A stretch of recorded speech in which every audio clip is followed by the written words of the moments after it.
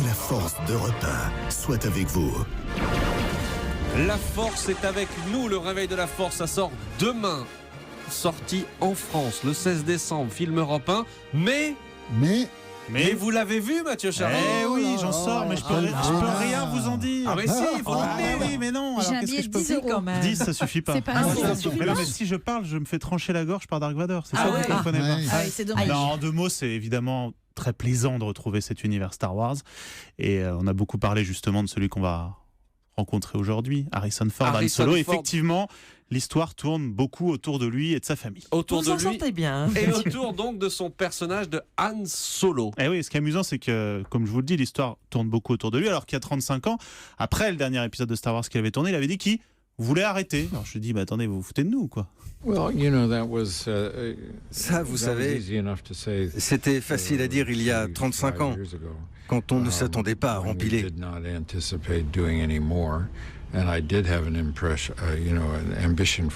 J'avais de l'ambition pour ce personnage, qu'il puisse donner une certaine gravité à l'histoire. Je me disais qu'il pourrait peut-être se sacrifier pour les autres personnages, ce qui pourrait donner un poids émotionnel sous-jacent au récit. Mais il a évolué en dehors de l'écran. Sa vision de la vie, son système de croyances ont aussi évolué à mesure que ses cheveux devenaient gris. Et alors maintenant que j'ai vu le film, je peux vous dire que dans ce qu'il vient de nous dire là, il y a plein d'indices. Alors je peux pas vous les expliquer, je vous expliquerai demain. C'est une torture votre affaire.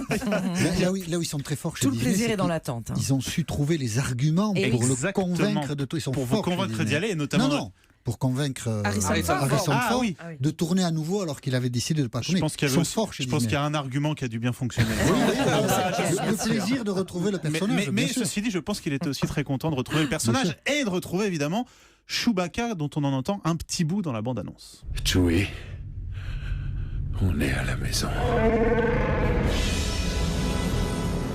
C'est votre état d'esprit en retrouvant l'univers Star Wars, c'est un retour aux sources. Vous savez, c'est un bon point de départ. Pouvoir commencer dans un endroit où on se sent bien, où on est heureux de revenir et de reprendre ses marques. J'étais ravi de pouvoir travailler avec de jeunes acteurs, très intéressants en tant qu'individus et avec de grandes qualités d'acteurs. Ils sont donc au bon endroit pour profiter pleinement de la possibilité de participer à Star Wars.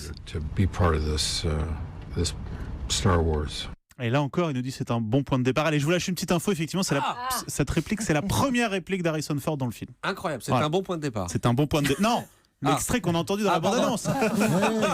Et il dit dans l'extrait, J'ai c'est pas un tout compris. bon point de départ. Bon, Voilà. merci beaucoup. Demain Mathieu midi, Charrier. avec Bruno, on vous dit absolument tout sur ce film. Demain, Parce vous que nous dites Bruno tout. aussi l'a vu. Mais Mais Bruno évidemment, Krause, on y allait en force. Non, Je mais vais il y a essayer plein de avec gens les qui l'ont 10 fait. Il n'y a que euros nous, pour on est totalement has-been, on l'a pas vu. Il faut dire la vérité. Le réveil de la force, ça sort effectivement demain et on vous entendra demain faire la critique de ce film. Film Europe 1. Merci Mathieu Charrier. Star Wars. Europe 1, radio partenaire de l'événement ciné de l'année.